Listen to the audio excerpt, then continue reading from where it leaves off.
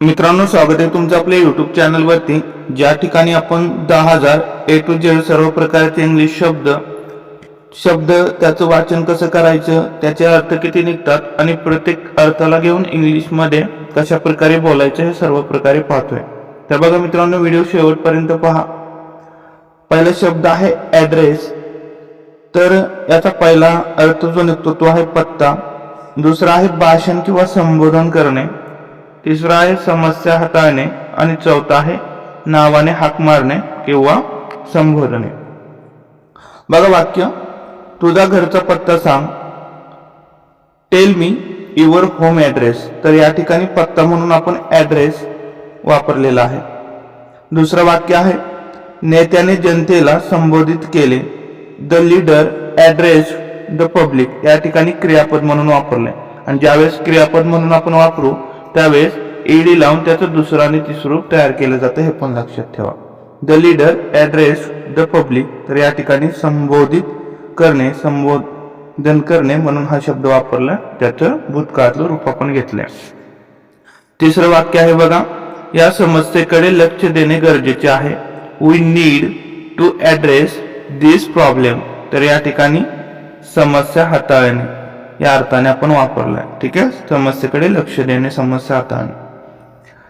चौथं वाक्य आहे, त्यांना सर म्हणून संबोधले जात असे. He was addressed. बघा, सिंपल पास्ट मधली पॅसिव्हची रचना आहे ही. ऑब्जेक्ट सुरुवातीला, त्याच्यानंतर हेल्पिंग वर्ब, त्याच्यानंतर क्रियापदाचं तिसरं रूप. He was addressed as sir. तर अशा प्रकारे मित्रांनो आपण ॲड्रेसचे 4 अर्थ पाहिले. पत्ता, भाषण किंवा संबोधन करणे, समस्या हाताळणे, नावाने हाक मारणे किंवा संबोधने. तर व्यवस्थितपणे अर्थ लक्षात ठेवा. पुढे बघा, पुढचा शब्द आहे आन्सर. ज्यावेळेस आपण क्रियापद म्हणून वापरतो त्यावेळेस ईडी लावून त्याचं दुसरं आणि तिसरं रूप बनवलं जातं. मित्रांनो, या व्हिडिओची PDF तुम्ही ₹1 खरेदी करू शकता. त्याच्यासाठी या नंबरवरती तुम्हाला ₹1 पाठवायचा आहे, त्याचा स्क्रीनशॉट पाठवायचा आहे आणि हा खरेदी कोड तुम्हाला या नंबरवरती पाठवायचा आहे, जेणेकरून याच व्हिडिओची PDF तुम्हाला दिली जाईल. बघा, आन्सर म्हणजे पहिला अर्थ आहे उत्तर, दुसरा अर्थ आहे उत्तर देणे, तिसरा अर्थ आहे फोन उचलणे आणि चौथा अर्थ आहे जबाबदार असणे. तर वाक्य बघा, या प्रश्नाचे उत्तर सांग. Tell me the answer to this question. तर या ठिकाणी उत्तर म्हणून आपण हा शब्द वापरलाय. ठीक आहे, उत्तरसाठी. दुसरा आहे बघा उत्तर देणे, क्रियापद म्हणून वापरलाय. त्याने माझ्या प्रश्नाचे उत्तर दिले. ही आन्सर्ड. सिंपल पास्ट मधली रचना आहे. सब्जेक्ट नंतर काय आलंय, क्रियापदाचं दुसरं रूप. ही आन्सर्ड माय क्वेश्चन. तर बघा, उत्तर देणे या अर्थाने आपण या ठिकाणी हा शब्द वापरलाय. पुढचं वाक्य आहे बघा, she did not answer the phone. तर तिने फोन उचलला नाही किंवा तिने उत्तर दिलं नाही, अशा प्रकारे तुम्ही म्हणू शकता. ठीक आहे, तर फोन उचलणे म्हणून आपण हा शब्द वापरलाय, आन्सर. पुढचं वाक्य आहे बघा, तुला या चुकीसाठी जबाब द्यावा लागेल. You will have to answer for this mistake. तर बघा, जबाब देणे किंवा जबाबदार असणे, तर याच्यासाठी आन्सर हा शब्द वापरलाय. तुला याचं उत्तर द्यावं लागेल असं पण आपण बोलतो. तर बघा, यू विल हॅव टू. तर विल हॅव टू, एखादं काम तुम्हाला करावे लागेल. स्पोकन इंग्लिश शिकत असताना एक टॉपिक म्हणून हे आपण शिकत असतो. तर बघा मित्रांनो, आन्सर या शब्दासाठी आपण 4 अर्थ वापरतो. उत्तर, उत्तर देणे, फोन उचलणे, जबाबदार असणे. 4 अर्थ लक्षात ठेवा. पुढे बघा, पुढचा शब्द आहे बीच. ज्यावेळेस आपण क्रियापद म्हणून वापरतो त्यावेळेस दुसऱ्या आणि तिसऱ्या रूपाला ईडी लावला जातो. बीच, बीच अशा प्रकारे. बघा, पहिला अर्थ होतो समुद्र किनारा, दुसरा अर्थ होतो जहाज किनाऱ्यावर अडकणे किंवा किनाऱ्यावर नेणे. ठीक आहे, वाक्य बघा, आम्ही रविवारी समुद्र किनाऱ्यावर गेलो. We went to the beach on Sunday. तर समुद्र किनारा म्हणून आपण बीच हा शब्द वापरलाय. तसंच मच्छीमारांनी बोट किनाऱ्यावर आणली. तर बघा, किनाऱ्यावर आणणे, बोट, याच्यासाठी काय, बीच हा शब्द वापरला जातो. द फिशरमॅन बीच द बोट, क्रियापद म्हणून वापरलाय. बघा, या ठिकाणी दुसरं रूप घेतलंय. तर मच्छीमारांनी बोट किनाऱ्यावर आणली, अशा प्रकारे. ठीक आहे, हे समजलं असेल. पहिला अर्थ आहे समुद्र किनारा आणि दुसरा अर्थ आहे किनाऱ्यावर नेणे किंवा किनाऱ्यावर आणणे. पुढे बघा पुढचा शब्द आहे बॉडी म्हणजे काय शरीर. तसंच दुसरा अर्थ निघतो मृतदेह, तिसरा अर्थ आहे संस्था किंवा मंडळ आणि चौथा अर्थ आहे मुख्य भाग. तर बघा शरीर निरोगी ठेवणे महत्वाचे आहे. It is important to keep the body healthy. तर बघा या ठिकाणी बॉडी म्हणजे शरीर म्हणून आपण या ठिकाणी वापरला. ठीक आहे. पुढे आहे बघा पोलिसांना नदीत एक मृतदेह सापडला. The police found a body in the river. तर बघा मृतदेह याच्यासाठी सुद्धा बॉडी हा शब्द वापरला जातो. पुढचं वाक्य आहे ही एक सरकारी संस्था आहे. दिस इज अ गव्हर्नमेंट बॉडी. तर बघा संस्था किंवा मंडळ म्हणून या ठिकाणी शब्द वापरलाय बॉडी. आणि चौथं वाक्य आहे पत्राचा मुख्य भाग स्पष्ट असावा. The body of the letter should be clear. तर या ठिकाणी मुख्य भाग म्हणून बॉडी हा शब्द वापरलाय. चार अर्थ लक्षात ठेवा शरीर, मृतदेह, संस्था किंवा मंडळ आणि मुख्य भाग. ठीक आहे. अशा प्रकारे पुढे आहे बघा ऍडमिट. तर पहिला अर्थ आहे कबूल करणे किंवा मान्य करणे. दुसरा आहे दाखल करणे किंवा प्रवेश देणे आणि तिसरा आहे प्रवेश मिळवणे. ज्यावेळेस आपण क्रियापद म्हणून वापरतो त्यावेळेस ईडी लावला जातो. ईडी लावताना काय करायचंय की शेवट आलेला जे टी आहे तो डबल करायचा आहे कारण त्याच्या आधी एक स्वर आले म्हणून. बघा वाक्य त्याने आपली चूक कबूल केली. ही ऍडमिटेड हिज मिस्टेक. तर बघा या ठिकाणी कबूल करणे किंवा मान्य करणे याच्यासाठी हा शब्द वापरला. पुढे आहे रुग्णाला दवाखान्यात दाखल केले. The patient was admitted to the hospital. तर बघा दवाखान्यात दाखल करणे, प्रवेश देणे याच्यासाठी हा शब्द वापरलाय. पुढे आहे बघा त्याला चांगल्या महाविद्यालयात प्रवेश मिळाला. He was admitted to a good college. तर बघा या ठिकाणी प्रवेश मिळवणे याच्यासाठी पण हा शब्द वापरला जातो. लक्षात ठेवा. पुढे बघा पुढचा शब्द आहे एनी. तर याचा पहिला अर्थ होतो कोणताही किंवा काहीही. दुसरा होतो थोडा ही किंवा काहीच आणि तिसरा होतो सगळे किंवा प्रत्येक. बघा एका अर्थ कोणताही लक्षात ठेवा सर्व अर्थ त्याच्यामधूनच निघून जातात. जसं की तुला कोणताही प्रश्न विचारता येईल. You can ask any question. तू कोणताही बघा कोणताही म्हणून. ठीक आहे. तसंच माझ्याकडे अजिबात पैसे नाहीत किंवा माझ्याकडे काहीच पैसे नाहीत, माझ्याकडे थोडेही पैसे नाहीत, अशा प्रकारे तुम्ही बोलता. आय डोंट हॅव एनी मनी. ठीक आहे. एनी अजिबात, काहीच, थोडे अशा प्रकारे वापरू शकता तुम्ही. तिसरं वाक्य आहे बघा कोणताही माणूस चुका करतो. Any person can make mistakes. तर अशा प्रकारे या ठिकाणी प्रत्येक माणूस चुका करतो किंवा प्रत्येकाकडून चुका होतात असं पण बोलतो. Any person can make mistake.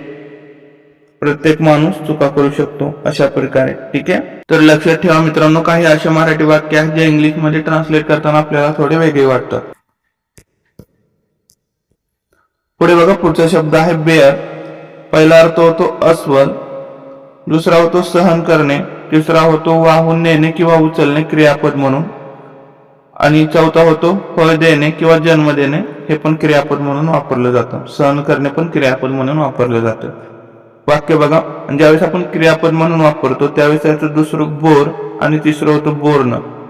ठीक आहे. हे दोन्ही लक्षात ठेवा. बोर्ण अशा प्रकारे तुम्ही लिहिता. बघा वाक्य आहे जंगलात एक मोठे अस्वल होते. There was a big bear in the forest. तर बेअर हा शब्द अस्वल म्हणून या ठिकाणी वापरलाय. पुढे आहे बघा हे दुखणे सहन होत नाही. I can not bear this pain. तर मी हे दुखणे सहन करू शकत नाही अशा प्रकारे आपण बोलतो इंग्लिश मध्ये. तर या ठिकाणी सहन करणे, सहन होणे याच्यासाठी कोणता शब्द वापरलाय बेअर. पुढे आहे बघा त्याने संपूर्ण जबाबदारी स्वतःवर घेतली. He bore all the responsibility himself. तर या ठिकाणी काय वाहून नेणे किंवा उचलणे किंवा अंगावरती घेणे. बघा त्याने संपूर्ण जबाबदारी उचलली असं पण आपण म्हणू शकतो. तर या अर्थाने हा शब्द वापरलाय. क्रियापदाचं दुसरं रूप आपण या ठिकाणी वापरलंय. पुढचं वाक्य आहे बघा या झाडाने भरपूर फळे दिली. This tree bore a lot of fruits. तर बघा या ठिकाणी फळे देणे, जन्म देणे या अर्थाने म्हणजे फळे देणे या अर्थाने या ठिकाणी हा शब्द घेतलाय. तर बघा क्रियापदाचं दुसरं रूप या ठिकाणी पण आपण वापरलंय कारण ह्या सिंपल पास्ट मधल्या रचना आहेत. पुढे बघा पुढचा शब्द आहे बोन. पहिला अर्थ होतो हाड, दुसरा अर्थ होतो मूळ किंवा आतपर्यंत, तिसरा होतो वादाचा मुद्दा किंवा भांडणाचे कारण. बघा वाक्य, त्याच्या हाताचे हाड मोडले, the bone of his arm broke. तर या ठिकाणी बघा हाड म्हणजेच बोन. पुढे बघा पुढचं वाक्य आहे, थंडी हाडापर्यंत जाणवत होती, तर the cold was felt to the bone. तर मूळ किंवा आतपर्यंत या अर्थाने आपण मराठीत पण हाडापर्यंत असं बोलतो, त्या ठिकाणी हा शब्द वापरलाय. पुढे बघा, ही जमीन वादाचा विषय आहे, this land is a bone of the contention. तर या ठिकाणी सुद्धा तुम्ही बघितलं तर काय आहे, बोन याचा अर्थ वादाचा मुद्दा किंवा भांडणाचे कारण. पुढे बघा पुढचा शब्द आहे ऍडव्हर्टाइज. याचा पहिला अर्थ होतो जाहिरात करणे, दुसरा होतो प्रसिद्ध करणे किंवा सांगणे, तिसरा अर्थ होतो स्वतःची प्रसिद्धी करणे. तर ज्यावेळेस आपण क्रियापद म्हणून वापरतो त्यावेळेस फक्त डी शेवटी लावून दुसरा नेचे स्वरूप बनवलं जातं, हे पण लक्षात ठेवा. वाक्य बघा, त्या कंपनीने टीव्हीवर जाहिरात केली, that company advertise on television. तर बघा जाहिरात करणे या अर्थाने या ठिकाणी वापरलाय. पुढे आहे, नोकरीची जाहिरात वर्तमानपत्रात दिली, the job was advertise in the newspaper. तर या ठिकाणी काय केलं, प्रसिद्ध करणे सांगणे या अर्थाने हा शब्द वापरलाय. नोकरीची जाहिरात वर्तमानपत्रामध्ये प्रसिद्ध केली असे पण आपण म्हणू शकतो. ठीक आहे. पुढे बघा पुढचं वाक्य आहे, तो नेहमी स्वतःची जास्त प्रसिद्धी करतो, he always advertises himself too much. तर या ठिकाणी प्रसिद्धी करणे या अर्थाने हा शब्द वापरलाय. ठीक आहे, हे पण लक्षात ठेवा. पुढे बघा पुढचा शब्द आहे अपार्ट. याचा पहिला अर्थ होतो वेगळे किंवा दूर, दुसरा होतो तुकडे तुकडे किंवा विभागून, तिसरा अर्थ होतो सोडून किंवा वगळता, चौथा होतो अंतरावर. ठीक आहे. आता बघा वाक्य, ते 2 वर्षापासून एकमेकांपासून दूर आहेत, they have been apart for 2 years. तर बघा दूर याच्यासाठी कोणता शब्द वापरलाय, अपार्ट. या ठिकाणी दुसरं वाक्य बघा, त्याने घड्याळ वेगवेगळे केले, ही टूक द वॉच अपार्ट. पुढे बघा पुढचं वाक्य आहे, त्याने घड्याळ वेगवेगळे केले. तर या ठिकाणी वेगवेगळे किंवा तुकडे तुकडे याच्यासाठी हा शब्द वापरलाय apart, he took the watch apart. पुढे बघा पुढचं वाक्य आहे, याला सोडून बाकी सर्व ठीक आहे, apart from this everything is fine. तर बघा सोडून किंवा वगळता याच्यासाठी काय अपार्ट हा शब्द वापरलाय.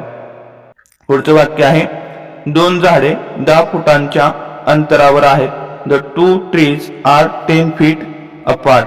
तर या ठिकाणी अंतरावर याच्यासाठी अपार्ट हा शब्द वापरला. तर अशा प्रकारे मित्रांनो आपण 50 शब्द पूर्ण केलेले आहेत या 10,000 शब्दांच्या सिरीज मधले. याच्यामध्ये आपण प्रत्येक शब्दाचे सर्व अर्थ समजून घेतोय, त्याला वाक्यामध्ये कसं वापरायचं समजून घेतोय. व्हिडिओ आवडल्यास लाईक करा, मित्रांमध्ये शेअर करा, सबस्क्राईब केलं नसेल तर सबस्क्राईब करून ठेवा. Thanks for watching.